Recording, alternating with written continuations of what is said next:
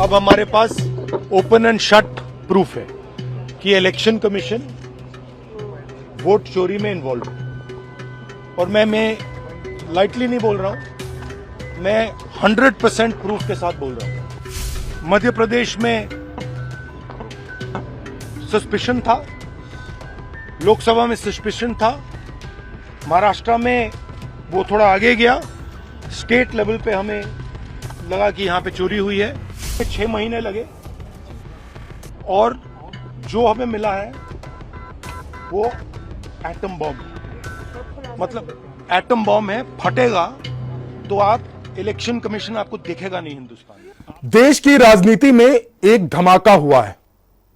धमाका है राजनीतिक, और धमाका किसी और ने नहीं किया है, धमाका किया है कांग्रेस नेता राहुल गांधी ने, वो भी वोट चोरी का। और कांग्रेस कह रही है कि इस बार उनके पास परमाणु बम जैसे सबूत हैं।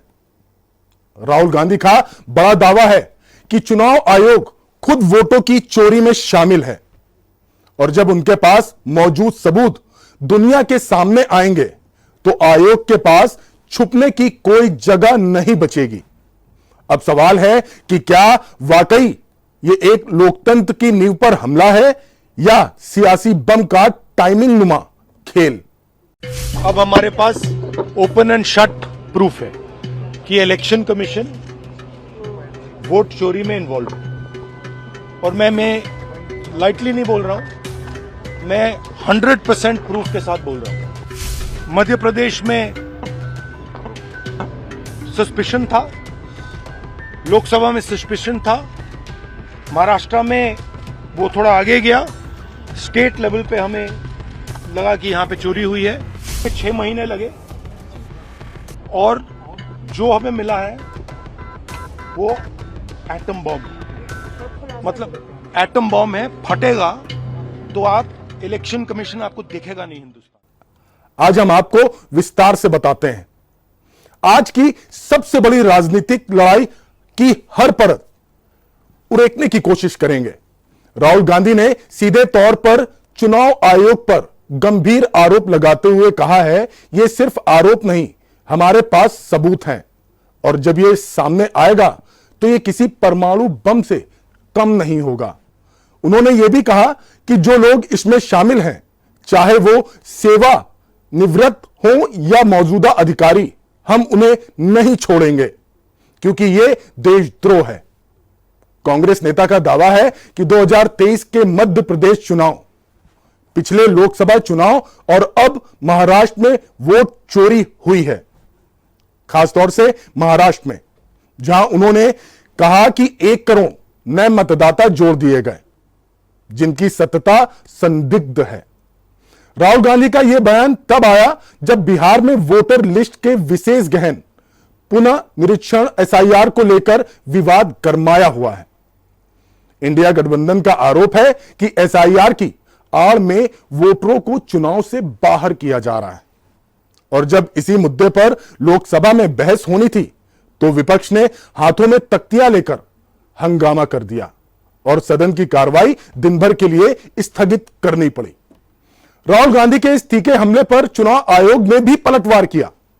आयोग ने इसे बेतुका और निंदनीय बताया और कहा कि हम धमकियों और आरोपों से डरने वाले नहीं हैं, हम ईमानदारी और निष्पक्षता से काम करते रहेंगे।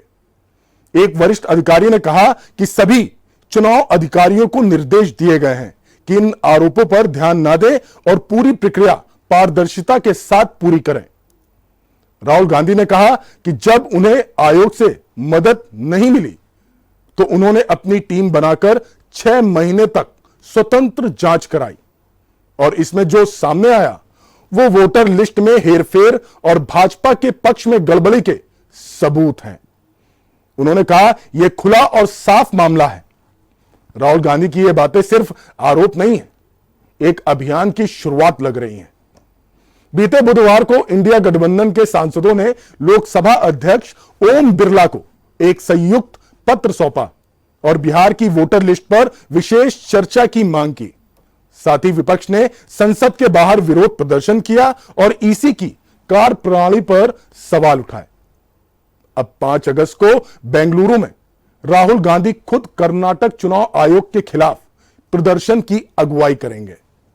सवाल है, अगर राहुल गांधी के पास वाकई ठोस सबूत हैं तो अब तक सामने क्यों नहीं लाए गए? क्या यह बयान केवल राजनीतिक रणनीति है या कोई ऐसी रिपोर्ट है जो भारतीय लोकतंत्र की जड़ों को हिला सकती है? और अगर चुनाव आयोग निर्दोष है तो क्या उसे अब अपनी प्रक्रिया और डेटा सार्वजनिक रूप से पारदर्शी बनाना चाहिए? यह पहला मौका नहीं है जब चुनाव आयोग पर उंगलियां उठी हों, क्योंकि 2019 के लोकसभा चुनाव में भी विपक्ष ने ईवीएम पर सवाल उठाए थे। बंगाल चुनाव में भी सत्ताधारी पार्टी पर चुनाव प्रक्रिया को प्रभावित करने के आरोप लगे थे।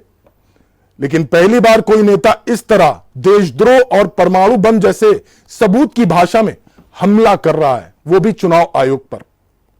तो क्या वाकई ये एक लोकतांत्रिक संकट की शुरुआत है? क्या चुनाव आयोग की साख को ठेस पहुंची है या यह विपक्ष की एक चुनावी चाल है?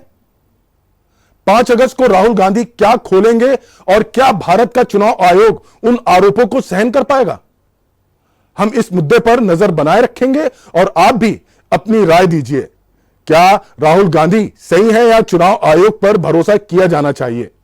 हमारे साथ बने रहिए क्योंकि अगला धमाका अभी बाकी है। धन्यवाद।